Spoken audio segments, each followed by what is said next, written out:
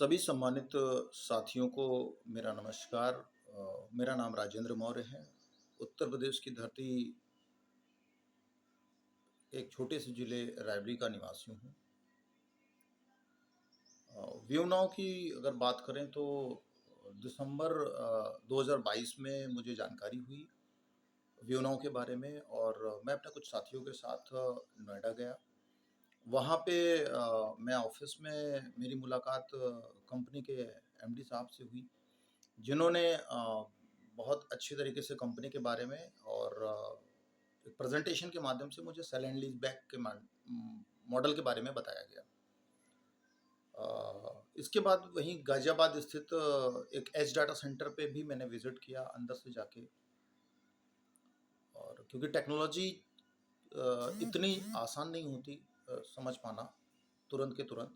हाँ, ये जरूर सुना था कि डाटा इंडस्ट्री एक बड़ा फ्यूचर है भारत के लिए। तो कहीं ना कहीं एक थोड़ा सा ट्रस्ट के लिए मैंने कुछ पत्रिका, कुछ वेबसाइट्स और कुछ पेपर्स कटिंग्स का सहारा भी लिया और चीज़ें समझ में आई। वेबसाइट में मैंने एमसीए पे भी जाके जानकारी ली व्यूनाव के बारे में, तो मुझे जानकारी मिली। इसके अलावा भी और कुछ साइट्स हैं, वहाँ पे भी इसके बारे में कुछ पॉजिटिव चीज़ें ही निकल के आई। आज कंपनी लिस्टेड भी है और बहुत सारी पॉजिटिव चीज़ें रहीं कंपनी के साथ में, जो कि स्टडी के माध्यम से मुझे पता चला। शुरुआत में कुछ पार्टिकल से हमने शुरुआत की और परचेज किया और उसे लीज पे, जैसा कि इसका मॉडल रहा। स्टार्टिंग दौर पे सारे रेंट्स मेरे आने लगे। 1 से 2 तारीख के बीच में रेंट आ जाते थे। साथ ही हमारे बहुत सारे जानने वाले जिनके भी रेंट्स टाइम से आ ही रहे थे। इस चीज़ से थोड़ा सा एक्साइटमेंट में परिवार के भी कुछ पार्टिकल लिए मैंने, और सबके प्रॉपर रेंट 1 तारीख से 2 तारीख के बीच में आ जाते थे। इवन मैं बताऊं, कई बार 1 या 2 बार ऐसा हुआ कि रेंट हमारे 31 तारीख को भी, हमारे 30 या 31 तारीख में भी अकाउंट में आए। और उसका कारण या तो चुनाव रहा या कोई फेस्टिवल रहा, जिस वजह से कंपनी ने पहले ही रेंट हमारे अकाउंट में क्रेडिट कर दिए।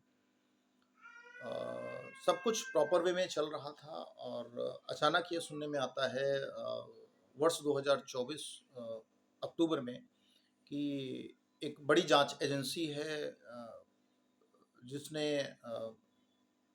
व्यूनाव को जांच के घेरे में रखा है।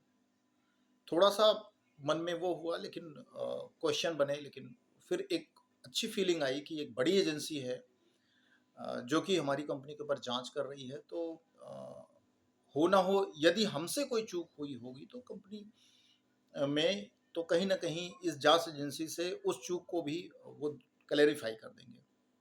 1-2 महीने तो ठीक ठाक रहा, लेकिन धीरे धीरे समय बीतता गया और चीज़ें जो पटरी पे चल रही थी वो ट्रैक से बाहर होने लगी।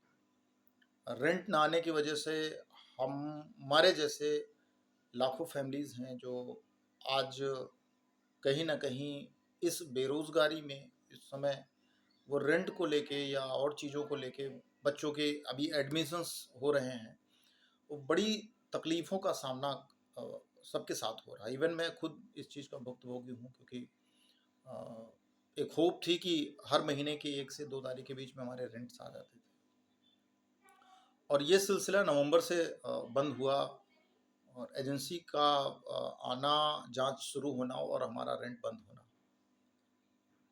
तो मैं आप एजेंसी से विनम्र निवेदन करता हूँ, साथ ही साथ हमारी न्यायपालिका से निवेदन करता हूँ कि आप इस जांच को जारी रखें, और हमें आप पे पूरा भरोसा है। परंतु हम और हमारे जैसे लाखों फैमिली हैं जो जिनके पास कोई ऑप्शन और नहीं था, वो अपना परिवार रेंट के सहारे ही चला रहे थे। तो प्लीज़ उन पे भी थोड़ा गौर करें।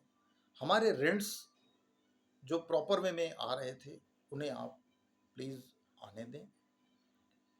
ताकि हमारे बच्चों के प्लस हमारे बहुत सारे परिवार के अन्य खर्चे होते हैं, एजुकेशन के खर्चे हैं, ट्यूशन्स के खर्चे हैं, वो बराबर चलते रहें। आप एजेंसीज हैं, आप अपना काम करें, हम आपके सपोर्ट में हैं। इसी के साथ अपनी बाड़ी को विराम दूंगा। नमस्कार।